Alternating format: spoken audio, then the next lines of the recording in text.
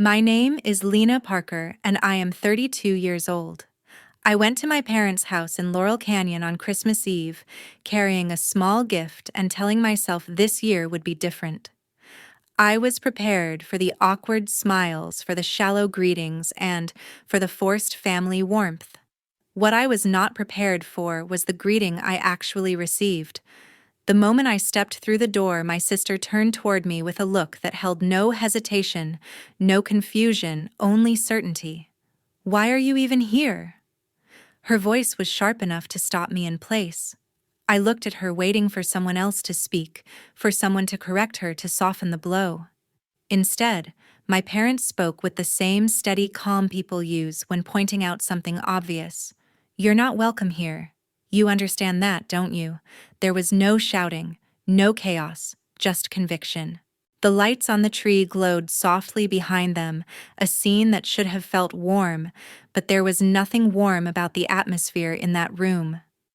I stood still long enough to feel something shift inside me, something that had been slowly building for years, the countless bills I covered without being asked, the emergencies I handled because no one else would, the quiet sacrifices that became invisible, expected routine. I did not ask why. I did not defend myself. I did not fight for a place that had never actually been offered to me. I simply turned around, walked back out to my car, and drove home in silence. That night, I opened every account, every subscription, and every automatic payment I had set up for them over the years. I did not hesitate. I removed every card. I canceled every service. I closed every link that tied me financially to that house. By morning, the consequences reached them, and the doorbell at my apartment rang without stopping. Before we continue, I want to ask you something. If you were me standing in that doorway that day, what would you have done? Share your thoughts in the comments. Growing up in the Parker household meant learning early that some responsibilities were spoken and others were simply implied. From the outside, we probably looked like any other family in a small Ohio neighborhood. Inside, though, there was a rhythm that everyone understood. I was expected to hold things together, to manage myself, and to be the one who thought ahead. Mallory, my sister, went through childhood with an ease I never knew. Every misstep softened, every inconvenience adjusted around her, as if the world itself bowed a little to make room. It was not something she declared openly. It was something everyone else silently enabled. Our mother had a way of smoothing Mallory's mistakes without ever addressing them. If Mallory misplaced something, Mom would search until she found it. If Mallory forgot a deadline, Mom would make a call or write a note. Meanwhile, if I needed help, the answer was usually a reminder that I was capable, that I was the organized one, and I would figure it out. At first, I took pride in that. Being dependable felt like a strength. I did not realize how easily strength becomes expectation and how quickly expectation turns into burden. Our father rarely intervened. He stayed in the background of most decisions, as though conflict were something happening on a screen rather than in his own home. He did not raise his voice, and he did not object. Silence was his way of keeping peace. Over time, that silence became the foundation that held every imbalance in place. When one parent steps back, the other fills the space. And in our family, that meant Mom's version of fairness went unquestioned. When I moved out to start working after college, I thought physical distance would shift the dynamic. I rented a small apartment, bought my own groceries, and felt proud of being responsible for myself. It did not take long before Mom began calling with small requests. It started with something like an unexpected bill or a car repair that strained the household budget. I wanted to help. I told myself this was temporary. Families help each other. I sent money without thinking too hard. Those small requests became routine. Then routine became assumed. I started covering a utility bill here and there. After a while, they simply started listing me on the account. I told myself it was easier that way.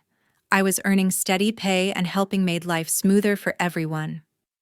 I did not ask for anything in return. I did not even ask for acknowledgement. I just kept doing what seemed to be needed. Years passed and the pattern only strengthened. If Mallory wanted something the family could not afford, the conversation shifted subtly until I felt that stepping in was the reasonable thing to do. I convinced myself that I was being generous and mature. But something changed the day I realized no one said thank you anymore. Not even casually. It was as though my contributions had been rewritten into something expected, something owed. If I hesitated or questioned a request, I was met with confusion, then disappointment, then frustration, as if I were the one disrupting the natural order of things. The longer I supported them, the more I felt myself fading from the narrative. I was not appreciated. I was a resource. A background fixture meant to stabilize the house that I no longer lived in. My generosity had stopped being kindness. It had become obligation, and no one else even noticed the shift. 3 years earlier, I had moved to Laurel Canyon after accepting a position as a registered nurse at a mid-sized hospital in Los Angeles. I remember the first weeks clearly: the unfamiliar streets winding up the hills, the quiet mornings layered with birds and soft air, and the feeling that I had finally reached a version of adulthood I had been working toward for years. The work was demanding, and there were days when I stood for hours without rest, shifting from patient to patient, carrying stories of fear and hope that were not mine, but still settled into my chest when I went home. Yet I felt steady. I had built something for myself. I paid my rent on time. I bought groceries with money that I earned. I took pride in that. My mother was proud too, but in a different way. Pride for her came wrapped in subtle expectation. Calls from her always began warmly asking how the job was going, whether I was settling in, if I needed anything. Then the tone would shift toward updates about what was happening at home. Mallory was between jobs again. A bill had come up unexpectedly. The car needed new tires. Each situation presented as unfortunate, temporary, just needing a little help to bridge the gap. I always wanted to be supportive. I told myself I was helping us all move forward. So I sent money. Sometimes a small amount. Sometimes more than I was comfortable with. It was easier to send it than to question why it was needed. Mallory rarely said much to me directly. She would text or message briefly with the assumption that I would step in. If she did call, her voice carried a lightness that suggested the problem was simple, and that I had always been the one who could fix things quickly. My mother reinforced that without saying it outright. She would tell me Mallory was going through a difficult time, that she needed space, that things had not sorted out for her yet. The implication was that as her sister, I should fill the gaps while she found her direction. My father remained quiet through most of these conversations. If we spoke, he would ask how I was doing, but would not mention anything about the financial strain. His silence had weight. It pressed responsibility toward me, even though he never spoke the words. Over time, these requests blended into routine. Payments became automatic. I covered phone bills, helped with groceries, even paid for repairs in the house I no longer lived in. Whenever I hesitated, my mother would remind me that families support each other, that we were all connected no matter where life took us. I believed her, or maybe I wanted to believe her. I told myself that helping was a natural extension of love. Yet there were days when I would come home from a 12-hour shift and sit alone in my living room, surrounded by quiet, and feel something tighten in my chest. Not regret exactly, but fatigue. A tiredness that came from carrying more than I could name. I tried to ignore it. I told myself I was strong enough. I had always been strong. But the truth is that even strength has limits, and I was slowly approaching mine without realizing it. One summer afternoon, Mallory decided to host a gathering at the house. It was nothing extravagant, just a casual get-together with a few of her friends from work. She asked me to come early, and the way she phrased it made it sound like she needed help setting up, not that she wanted me there as a guest. I arrived with a bag of groceries, because she had mentioned needing snacks. When I walked in, Mallory was already laughing with two women I had never met before. She did not introduce me right away. Instead, she handed me a cutting board and asked if I could slice vegetables, as if that had always been my role in her social life. I tried to ignore the feeling that settled in my stomach. I told myself I was just helping, that it did not mean anything. But the longer I stood there preparing food while everyone else talked in the living room, the clearer it became that I had been invited to serve, not to join. At one point, one of Mallory's friends asked how I liked living in Laurel Canyon. Before I could answer, Mallory spoke for me. She said something about how I was doing fine but still figuring things out. She said it with a tone that suggested I was still in transition, still unstable, still dependent. I felt the back of my neck get warm. I tried to speak up and explain that I had a stable position at the hospital. Mallory laughed and waved her hand like I was overreacting. She told them I worked too much and did not know how to relax, making my effort sound like foolishness. My mother watched from the corner of the room. She smiled along with Mallory, as if joining the laughter was easier than interrupting it. When I caught her eye, she gave me a look that said I should not take things to heart, that everything was just a joke. But the jokes kept coming, and each one chipped away at something I did not know was fragile. At some point, Mallory made a comment about how I was the responsible one because someone had to be. Her voice was sweet on the surface, but the implication was sharp. The room laughed again. My father walked in halfway through the evening. He seemed to catch the tone, but did not address it. Later in the kitchen, he told me quietly not to let it bother me that Mallory did not mean anything by it. His words were gentle, but they felt like another way of saying that the situation was not going to change, that the cost of peace was silence. I realized then that my place in the family had become something performed publicly. I was the safe target, the one who would never push back, the one whose contributions could be rewritten as obligations and whose achievements could be softened into insignificance. I did not say anything. I stayed and helped clean up after the guests left. I went home later that night and sat in my car for a long time before going inside. I would like to say that moment changed something immediately. It did not. I swallowed the feeling again. I told myself I was strong. I told myself it was just a misunderstanding. But a fracture had opened, and I knew it. That Christmas Eve felt colder than any winter I could remember.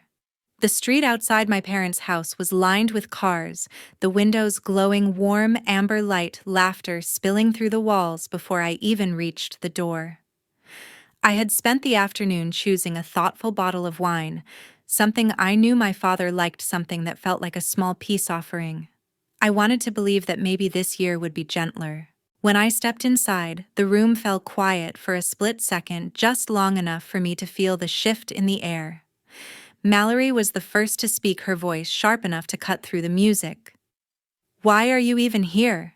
she said, as if my presence was an intrusion rather than a family member coming home for the holiday. I tried to respond with calm, but before I could, my mother spoke over me. "You're not welcome here. Can't you understand?" That my father stood beside her, not echoing the words, but not challenging them either. His silence pressed heavier than any accusation. There was no argument and no dramatic scene. I simply placed the wine on the counter, though no one reached for it, and stood still long enough to realize that I was not considered part of the celebration. Mallory continued greeting her friends and cousins, her tone bright and effortless, as if the moment had never happened. My mother began arranging plates. My father disappeared into the hallway. The message was not only spoken aloud, but reaffirmed through every gesture. I belonged outside the frame of their lives, unless I was paying for the stability behind it. I looked around the room and noticed how normal everything appeared. The string lights, the wreath, the pile of presents waiting to be opened. Yet beneath that image was a truth that had been growing for years. I had been included only when I was financially useful. The warmth of family was something extended to me, conditionally withdrawn the moment I stopped giving. That realization did not arrive as a sudden revelation. It settled quietly, like something I had known all along, and finally allowed myself to acknowledge. So I left. I did not raise my voice or demand fairness. I did not ask anyone to explain their cruelty or reconsider their words. I stepped back through the same door I had entered while their laughter resumed behind me. The cold air outside felt clearer than the warmth inside had ever been. When I got home, I sat down at my kitchen table and opened my laptop. I logged into the financial accounts I had been managing for years, the phone bill tied to the entire family plan, the joint credit line I had been covering, my parents' insurance premium that automatically drafted from my account each month, the emergency fund that everyone assumed simply existed without question. I removed my name from every payment authorization. I canceled every auto draft. I closed every shared account. I did not leave a message or explanation. I did not warn them. I let the system speak when the time came. I felt no triumph, only a profound stillness. It was the first decision I had made solely for myself in a very long time. The house I came from had asked me to carry its weight without acknowledgement. Leaving that role was not an act of revenge. It was the final step in recognizing my own worth. The next morning, while I made coffee, I imagined the unraveling, the confusion, the panic, the realization. And I understood something quietly and completely. I had not walked away in anger. I had walked away because it was finally time to stop asking for a place that was never freely given. A few days had passed since the night of the holiday gathering when the consequences of my decision began to unfold. It started quietly, almost imperceptibly, then escalated with a force that revealed just how deeply my support had been woven into the foundation of that house. The first sign came when the home Wi-Fi autopayment failed. Then the electricity bill bounced. The insurance for the family car was flagged for non-payment. Even the monthly health insurance, the one they always assumed would renew without question, froze. Every system that had depended on my silent contribution suddenly stalled. I did not witness the confusion firsthand, but I could imagine it with unsettling clarity because I had lived inside that house long enough to know exactly how they reacted to inconvenience. Mom was always the first to shift from surprise to narrative building. Instead of addressing the very straightforward reality that these accounts had been paid entirely by me for years, she chose a version of events that allowed her to maintain her dignity. She began calling relatives friends, church acquaintances, and even neighbors, painting a story where I had abandoned the family without warning. She used phrases like Lena turned her back on us, and we always supported her, and this is how she repays us. She did not mention that I had been the one supporting them financially. She did not mention that for years no one had asked whether the cost was sustainable for me. She did not mention the moment on Christmas when they told me I was not welcome. In her retelling, the wound belonged entirely to her. Dad tried to contact me several times. His voice messages were careful, measured, and indirect, asking if something had happened and whether I was feeling overwhelmed. He never acknowledged the words spoken to me in that living room. He never acknowledged his silence while they were spoken. If he could maintain the illusion that the problem was emotional rather than structural, then he could avoid responsibility. I listened to each message once, felt the familiar ache, and let the phone fall silent again. Mallory turned to social media, which had always been her stage. She posted vague statements about betrayal, family loyalty, and how some people forget where they came from. Her friends filled the comments with sympathy, offering validation without context. She did not need to explain the situation because her followers had always seen her as the center. The world would adjust to her version of events the same way our family had always done. I did not respond there either. Remaining silent was not withdrawal. It was strategy. If I defended myself publicly, the narrative would turn into argument, and argument would turn into performance. I did not need to perform for anyone. The truth did not require an audience. It was during this time that Renee came to see me. She knocked on my apartment door without announcement. When I opened it, she simply held a bag of groceries in her arms, as if bringing something to steady the ground rather than to intrude. We sat at my small kitchen table, steam rising from 2 mugs of tea, while the late afternoon light settled across the floor. She did not ask me to explain. She had seen enough over the years to understand the pattern. She only said, "They are reacting to the loss of access, not the loss of you." The distinction stayed with me. It gave language to something that had previously only existed as exhaustion. I realized that for so long I had believed that my role in the family was tied to love, but in reality it had been tied to utility. When my utility was removed, my absence was felt only in terms of inconvenience. Recognizing that truth was painful, but it was also clarifying, I chose not to call them, not to respond, not to correct the story. I chose stillness. Let the narrative run without me. Let their discomfort reveal itself. For the first time, I understood that silence could be power, not surrender. A week after that Christmas night, the silence around me no longer felt sharp.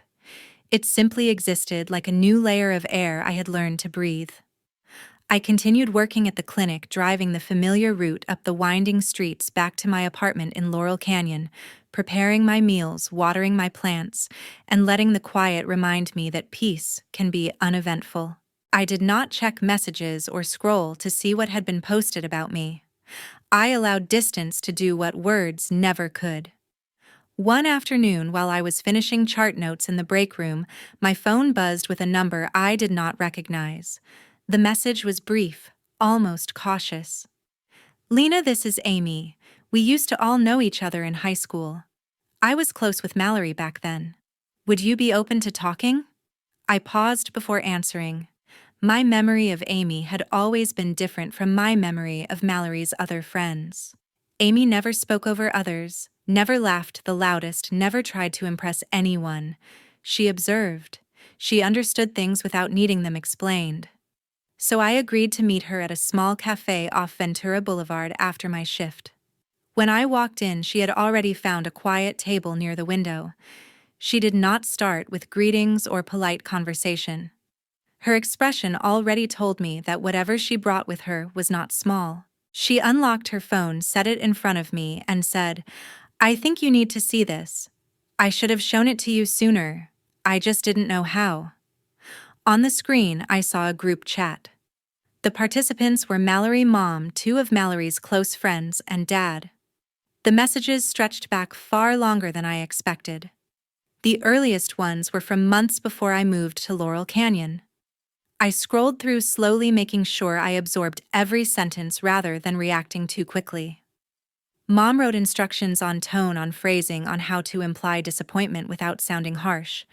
Mallory detailed which bills to bring up and the emotional angle that would make me feel responsible. They exchanged notes on timing, on when I was most likely to agree, on how hesitation from me should be met with silence so I could fill it with guilt. Mom described it as guiding Lena to do what she would do anyway. There was no confusion in those messages. There was planning, cooperation, strategy. Dad appeared only occasionally, but each time he did, his words were clear.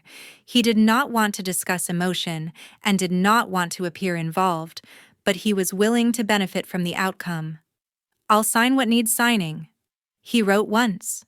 "Just don't drag me into the persuasion part." No one in that conversation spoke of my well-being, my boundaries, or my life. I was not described as a daughter or a sister. I was described in terms of reliability, predictability, usefulness. Reading it was not painful in the dramatic sense. It was something slower and heavier, like realizing the ground you thought was solid had been soft all along, and you were just now understanding how long you had been sinking. Amy let me finish reading before she spoke. She said she had watched it happen over time, that at first it seemed like family stress, and then patterns formed, and then excuses were repeated, and eventually it became clear that it wasn't confusion or miscommunication. It was intentional. She told me she did not participate, but she also acknowledged she had stayed silent longer than she should have. Her voice carried the weight of that. I thanked her because there was nothing else to say. Knowing the truth did not need commentary. It simply needed to be recognized. That night, I returned to my apartment and sat at the same kitchen table where I had ended the payments. But this time, the decision was not an act of hurt. It was recognition. I opened my phone, blocked every number, deleted every message thread, removed every remaining point of access. I did not leave explanations or warnings. Words had already been used against me long enough. There was no dramatic finale, no shouted conclusions, just a conclusion made quietly and completely. I did not walk away from my family. I walked back to myself. A month later, distance had settled fully into place. I had not spoken to my family since the night I walked away, and life continued in Laurel Canyon at its own gentle pace. I woke early, handled my work at the clinic, and spent my evenings reading or walking the quiet hills. There were moments when the silence felt unfamiliar, but never painful. It was simply new. Meanwhile, the consequences that followed my departure unfolded without my involvement. I heard about them gradually, not because I sought information, but because news travels in ways you cannot prevent. People talk when masks fall, especially when the masks were worn for the sake of presentation. Mallory was the first to feel it. The same circle of friends who once laughed along with her began to pull back when the group chat screenshots circulated quietly among them. They had tolerated the teasing, the small cruelties, and the dramatic performances, but the calculated manipulation was something different. It revealed intention planning and a lack of conscience. Invitations slowed and then stopped. Her social world did not collapse at once, but it thinned, leaving her surrounded mostly by people who benefited from her rather than cared for her. I did not feel triumph in that, just clarity. Mom's reputation shifted too. For years, she had positioned herself as a voice of guidance within her church group, a woman who held her family together through patience and wisdom. When whispers began about the group chat and the calculated guilt, the admiration she relied on became strained. No one confronted her directly, but there is a difference between being respected and being tolerated. The difference revealed itself quietly in small pauses and shorter greetings. Her world did not shatter. It simply dimmed. Dad faced the most concrete consequence. Without the payments I had maintained, the financial rhythm of the household changed sharply. Bills that had once been handled without discussion now required action. There was no one else to absorb the weight. He managed, but not gracefully. The structure he relied on had never been stable, only hidden. As for me, I did not return. I did not reconsider.